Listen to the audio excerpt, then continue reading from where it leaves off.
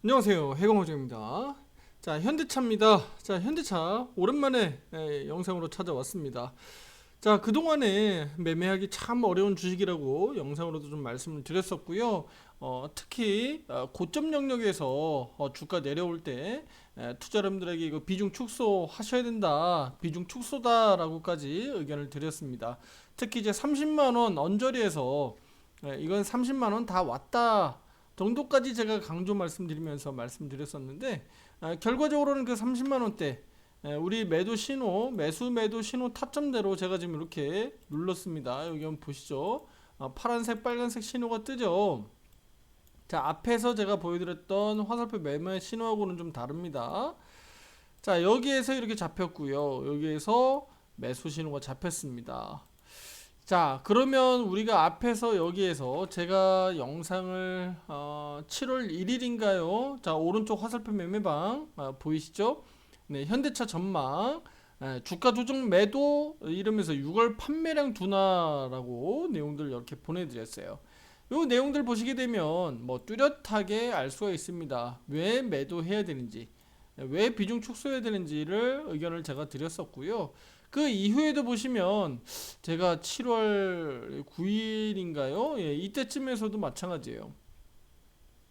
목표 주가 상향 조정하고 있는 그 언론들을 제가 가지고, 증권사를 가지고 제가 말씀드리면서 30만 현대차 괜찮나라고 말씀드릴 정도로 이렇게 의문부호를 좀 달아드렸었죠. 네, 그러면서 우리 현대차 이 매매하기 이제 어려운 주식이 됐다라고 좀 말씀드렸고, 주가 조정이 나오면 또 세게도 나올 수 있다라는 얘기까지 들어가 있습니다. 자, 결과적으로는 그때 이후에 현대차를 비중 축소 또는 매도를 하지 않았다면 그동안에 상당히 좀 어려운 국면을 우리 투자자분들이 그대로 겪어왔을 거고요. 지금 뭐 고점 대비해서 얼마나 많이 빠졌나요? 고점 대비해서 우리 저점으로만 생각하면 대략 27% 정도 나오나요? 네, 27%가량 빠졌습니다. 그러니까 최근 고점 29만 9,500원 대비해서 말씀드립니다. 자, 그래서 이렇게 많이 밀려 내려왔는데, 그냥 쉽게 생각하면 그냥 30% 정도 빠졌다라고 볼 수가 있죠. 그러면 이것은 우리 현대차를 뭐 미래를 내다보고 아무리 좋다고 하더라도 그냥 저냥 괜찮아 하기에는 너무 많이 밀린 게 아닌가? 투자 여러분들에게 제가 되묻고 싶어요. 네, 제가 그래서 트레이딩을 계속 강조드리는 겁니다. 네, 현대차가 나쁘다라기보다는요, 항상 우리 한국 주식들은 이 대외 변수가 있고 미국 증시 영향이 더 많이 영향을 미치기 때문에, 특히 현대차도 수출 주식이고 또 환율의 영향 많이 받고 있고요. 특히 이제 뭐 미국에서 뭐 대선도 앞두고 있기 때문에 워낙에 좀 변수가 아무래도 좀 많이 작용하죠. 앞으로도 현대차 마찬가지입니다. 인도법인 상장, 뭐 인도법인 상장도 분명히 호재 이슈가 있지만 그 부분들도 앞으로 상당히 중요할 겁니다. 분명히 호재로 작용할 수 있지만 그 사이에 주가가 이렇게 많이 내려와 있기 때문에 투자자분들의 기회를 잘 포착하면 분명히 또 큰 수익으로 만들 수도 있지만, 또 반대로 자칫 잘못하면 또 크게 또 손해를 볼 수도 있다. 왜냐면 여기처럼 내가 매매를 거꾸로 잘못해버리면 그럴 수도 있다라는 겁니다. 그래서 투자자분들이 매매에 신중히 기해야 되고, 또 앞으로 다들 아시겠지만 지금 이렇게 주가들이 현대차만 주가가 이렇게 꼬꾸라져 내려온 게 아니잖아요. 많은 주식들이 지금 주가가 다 꼬꾸라져 내려와 있고, 코스피 코스닥 지수도 다 마찬가지, 추세가 완전히 지금 꺾여져 내려와 있어요. 그렇죠? 62평 아래로 다 내려와 있잖아요. 요거 한번 강조 말씀드릴게요. 5위평은 뭐예요? 요 급등 패턴 또는 급락 패턴이죠. 급등 또는 급락. 그쵸? 5위평 타고 움직이는 애들.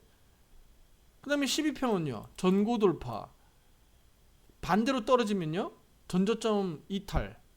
22평은요, 이거 생명선. 살아나면 다시 사는 주식. 매매할 수 있는 주식이고, 22평 아래로 내려가면요, 죽은 주식. 매매하기 어려운 주식. 매매하면 안 되는 주식.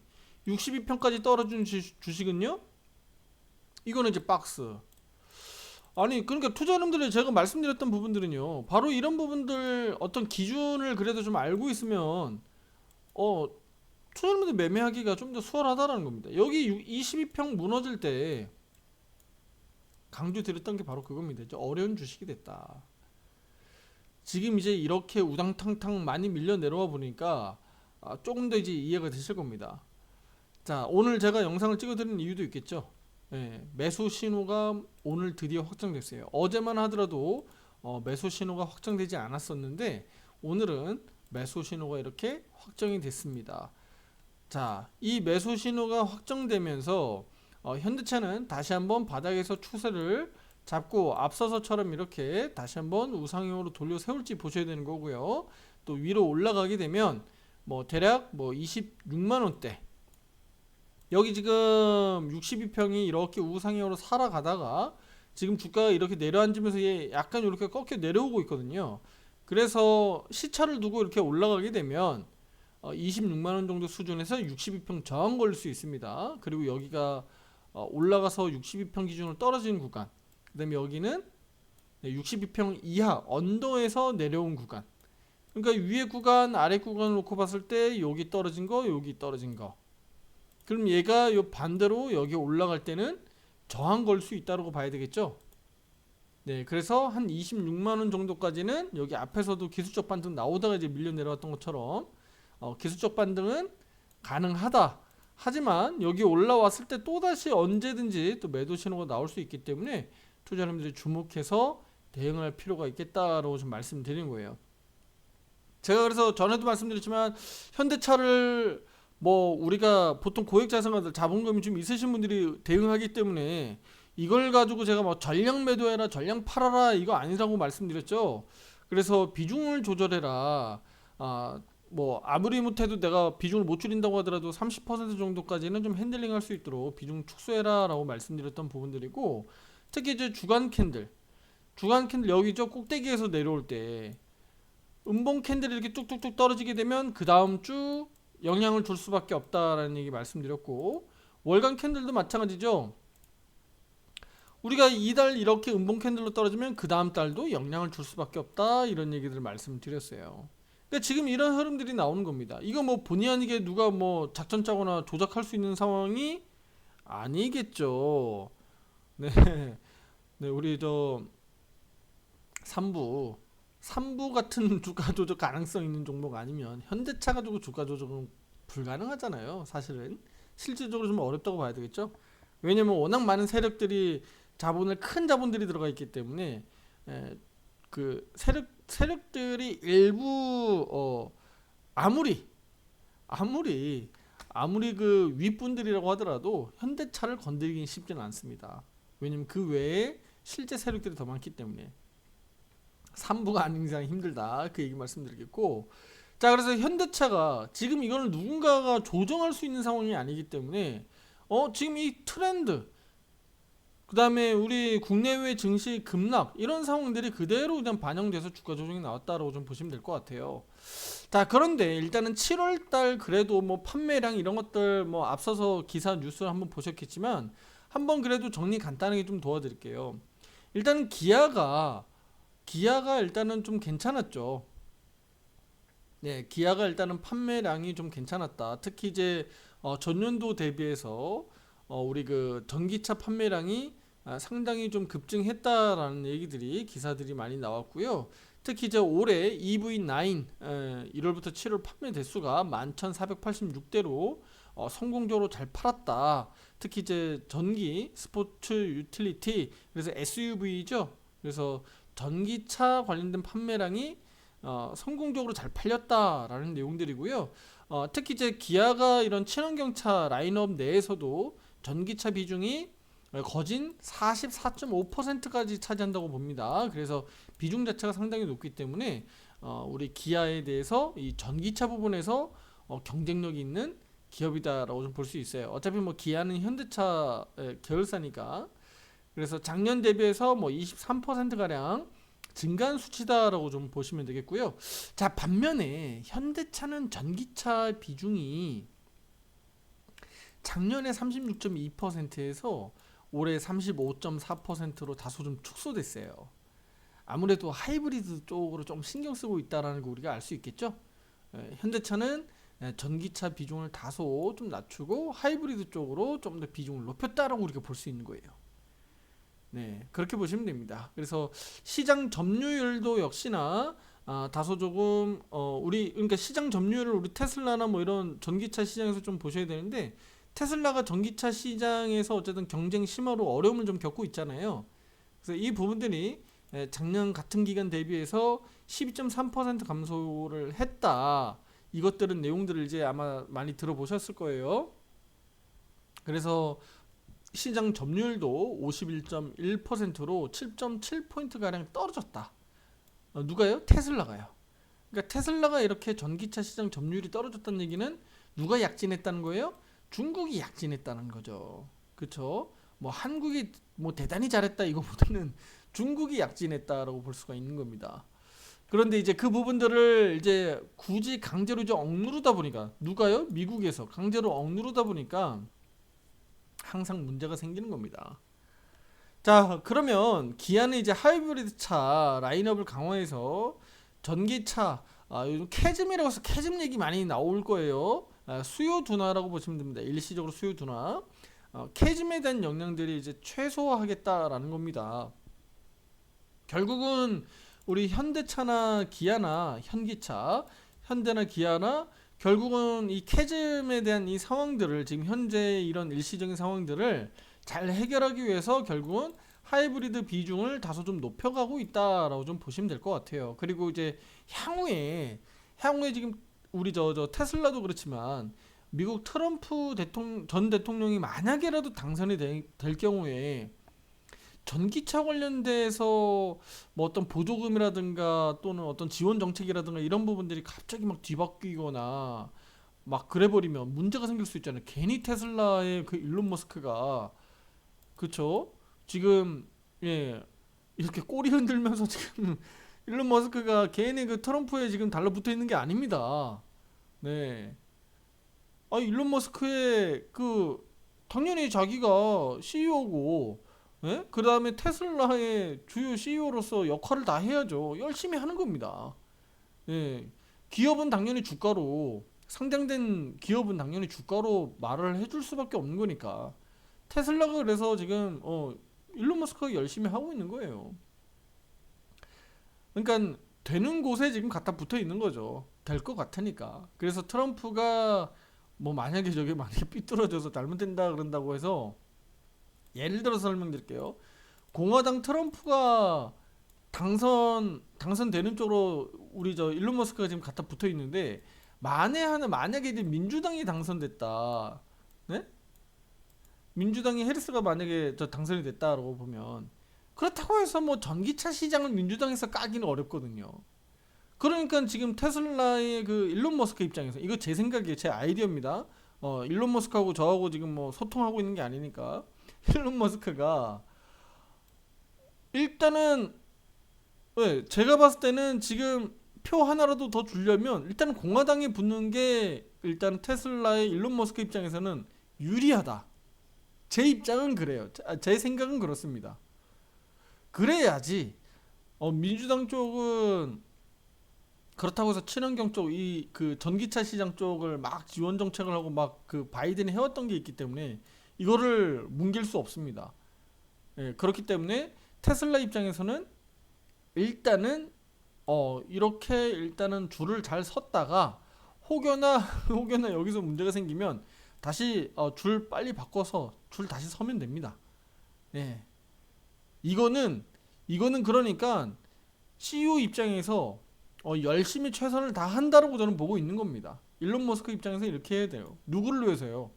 테슬라를 투자하고 있는 우리 주주분들을 위해서 열심히 하고 있는 거잖아요. 예를 들면 셀트리온 우리 서정진 회장이 그렇게 열심히 뛰어다니고 발로 뛰어다니듯이 똑같습니다. 열심히 하고 있는 거예요. 열심히. 저는 나쁘지 않다고 봅니다. 네. 자, 그래서 이거 약간 좀 얘기가 좀 돌아갔는데, 그러니까 이렇게 이 시장의 흐름들이 그만큼 좋지 않았었기 때문에 테슬라도 열심히 이 흐름들을 이젠 좀 반전시키려고 워낙 좋지 않았었던 지금 이 캐즘 현상을 좀 반전시키려고 노력하고 있는 거고요. 그동안에 작년 하반기, 올해 상반기 좋지 않았었던 전기차 시장들, 결국 그 흐름들이 다 괜찮아져야 우리 현대, 기아도 마찬가지고 특히 2차 전지와 관련된 주식들 있죠. LG 엔솔, 뭐 포스코, 뭐 SK 이노베이션, SK IET, 뭐 저 에코프로 그룹주들 다 마찬가지예요. 다 같이 반전하고 강하게 치고 나올 수 있는 거예요.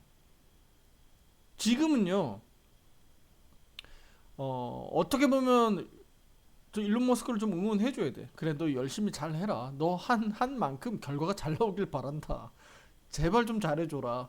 우리 주주분들은 그렇게 좀 바라야 돼요. 에코프로 그룹주들 주식들 보유하고 계신 분들도 다 마찬가지고요. 다 마찬가지예요. 우리가 할 수 있는 부분들이 한계가 있어요. 그런데 트럼프와 다음 주 월요일 날 미팅이 있습니다. 미국 현지 시각으로요. 네, 인터뷰한다고 합니다. 서로 둘이. 그러니까 그런 거예요. 누군가는 그들하고 미팅에서 만나서 뭔가 짜고 치고 뭔가 메이드할 수 있지만 우리가 뭐 할 수 있는 게 뭐가 있습니까? 그렇죠? 할 수 있는 게 한계가 있다. 그러니까 응원해줘야죠. 네, 특히 2차 전지 관련된 투자하고 있는 주주분들 입장은 응원을 해줘야 됩니다. 자, 현대차 주주분들도 마찬가지예요. 결국은 자동차 시장, 이쪽 뭐 전기차가 됐든 이쪽 시장은 다 마찬가지예요. 누군가를 억누른다고 해서 억눌러 주지가 않아요. 네, 중국을 경제 성장을 아무리 누른다고 해서 중국을 누를 수는 없습니다. 결과적으로 시간을 좀 더 지연시킬 뿐이에요. 결국은 경제 성장률은 미국은 결국은 중국이 앞질러 갈 겁니다. 시기가 문제인 거죠. 자, 전기차 시장도 마찬가지예요. 아무리 중국 쪽으로 시장을 눌러봐도 한계가 있어요. 중국은 워낙 내수 시장이 땅덩이가 큰 데다가 알게 모르게 유럽이라든가 중동이라든가 중국 쪽을 편을 들고 있는 쪽이 얼마나 많은데요. 한계점이 있습니다. 결국은 중국 전기차 시장은 엄청나게 커질 수밖에 없어요. 그리고 우리나라도 결국은 문호를 개방하죠. 그러니까 한국 시장으로도 중국 전기차가 들어오고 있는 입장이에요. 그러면 현대차, 기아차 입장에서 그냥 경쟁 구도를 공평하게 해야 되는 거예요. 저거를 미국 따라서 우리가 막 중국을 막 너희들 안 돼. 무조건 안 돼. 너희들 이렇게 들어올 거면 관세 엄청나게 때릴 거야. 이거는 불공평하죠. 공정하지가 않은 거죠. 우리 WTO라고 해서 우리가 공정하게, 그렇죠? 공평하게 경쟁을 해서 시장에서 누구나, 그렇죠? 경쟁해서 우리가 돈 벌 수 있게 무역을 좀 더 자유화시키는 거 아니에요. 그런데 이거는 뭐 말 그대로 미국이 최고 짱이었으니까 대장 마음인가요? 그냥 내가 하고 싶으면 하고 말고 싶으면 말고 막 내가 관세 때리고 싶으면 관세 때리고. 그러니까 지금 2등이 올라오는 게 지금 두려운 거야. 겁이 나는 거야. 1등 지위를 내줘야 되니까. 그러니까 미국 입장에서는 어쩔 수 없어요. 누가 대통령이 되든 중국 때리기는 계속 할 거예요. 어쩔 수 없습니다. 예. 자, 지금 왜 이렇게 쓸데없는 얘기했냐면 결국 현대차도 상당히 중요하기 때문에 그 말씀 좀 드린 거고요. 자, 그럼 빨리 이제 결론 지을게요. 그럼 현대차 지금 이 상황에서 우상향으로 좀 돌려 세울 수 있을까? 단기적으로는 기술적 반등 분명히 저는 유효하다고 보는데 좀 더 긴 관점에서 보면 여기가 정말 바닥인지 아닌지는 우리가 좀 더 확인해야 된다. 확인해야 된다라는 거고 여기가 고점 잡혔듯이 그냥 V자형 반등으로 나올지는 결과적으로는 이거는 결국 미국 시장에 달려있다. 특히 다음 주에 CPI, PPI, 생산자 물가, 그 다음에 소비자 물가, 미국 대형 지표가 대기하고 있습니다. 이번 주하고 다음 주 초까지는 주요 대형 지표들이 없습니다. 그렇기 때문에 다음 주 월요일 밤에 미국에서 있을 트럼프 전 대통령과 우리 그 일론 머스크의 어쨌든 그 인터뷰 그 내용들 결과가 어떻게 나오는지 좀 주목해 볼 필요가 있겠고요. 그게 이제 자동차와 관련된 뭐 전기차라든가 또는 이쪽 관련 주식들 영향을 미칠 수 있으니까 그거 좀 주목해서 보시면 되겠고, 다음 주 화요일 밤에 나오는 생산자 물가, 그다음에 수요일 밤에 나오는 소비자 물가 지표들을 주목해서 보실 필요가 있어요. 그래서 그 시기를 앞두고 만약에라도 뭐 큰 이벤트가 없으니까 기술적 반등이 미국 증시라든가 다 같이 나온다면 현대차도 조금 더 상승 가능성이 있다. 그게 이제 저는 한 26만 원대 정도로 보고 있는데 여기 정도 수준에서 뭐 잘 버티고 이렇게 올라가주면 큰 문제 없다. 우리가 긍정적으로 좋게 다시 한번 여기 30만 원대 넘어갈 수 있을란가 이렇게 좀 기대해 볼 수 있는데 만약에 그렇지 않고 올라갔다 다시 내려왔다 이렇게 막 큰 틀에서 이렇게 우하향으로 좀 가버리면 조금 더 시간이 좀 길어질 수 있겠다. 그러면서 9월달, 10월달 어느덧 또 3분기 실적 가지고 얘기할 때가 또 돌아오게 되면 그때 당시에 또 다시 한번 바닥 잡고 올라갈지는 우리가 주목해서 보셔야 돼요. 그러니까 그 시기로 놓고 보면 따지고 보면 우리 7월달 판매량도 나왔지만 이제 8월달 자동차 판매량, 9월달 판매량 이런 것들을 다 확인해야 되겠죠, 그렇죠? 확인해야 됩니다. 그러니까 이런 것들이 결국은 우리 주가를 조금 더 끌어올릴 수 있는지. 왜냐면 여기에 그 차량 판매량을 우리가 확인해야 되니까 결국은 6월달 판매량, 7월달 판매량, 그쵸? 8월달 판매량 이해되세요? 그 다음에 9월달 판매량 이런 것들이 결과적으로 어떻게 되는 거예요?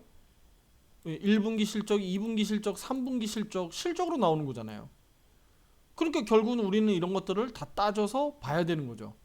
그랬을 때 그래 현대차 예상치보다 우리 3분기 실적 잘 나오겠네 라고 우리가 전망해 볼 수도 있는 거고 때에 따라서는 야 3분기 실적 좀 덜 나오겠네 이거 올라가는데 좀 불안한데 조심해야 되겠다. 아니면 이렇게 계속 빠지고 있는데 이거 더 빠질 것 같다. 약간 이런 전망들을 해볼 수 있는 거예요. 무슨 얘기인지 아시겠죠? 그래서 8월 달도 우리 현대차가 또 기아차가 또 차량 판매를 또 잘 하길 기대 한번 해보도록 하겠고요. 지금 현재는 뭐 전 세계적으로 어쨌든 전기차라든가 이쪽으로 좀 수요 둔화가 캐즘이라고 해서 수요 둔화가 일시적으로 좀 나타나고 있으니까 이 부분들이 좀 완화되고 또 현대차가 또 하이브리드로 일부 또 비중을 좀 높여가고 있는 만큼 그 부분들이 또 효과적으로 잘 돼서 실제 매출과 이익에 또 방어적이기도 하면서도 또 수익 성과가 또 잘 나와주길 우리는 기대해 보도록 하겠습니다. 자, 오늘 우리 화살표 매매방 오른쪽 유료방에서도 제가 현대차에 대해서 좀 오늘 말씀을 드렸는데요. 현대차 결과적으로 이렇게 매수 신호가 오늘 이렇게 확실하게 나타났다. 이렇게 오늘 장중에 이렇게 말씀드렸죠. 현대차 이렇게 화살표 매수 신호 오늘 확정됐다라고 다시 한번 말씀을 드리도록 하겠습니다. 자, 다음 영상에서도 더 좋은 내용으로 또 찾아뵙도록 하겠습니다. 감사합니다.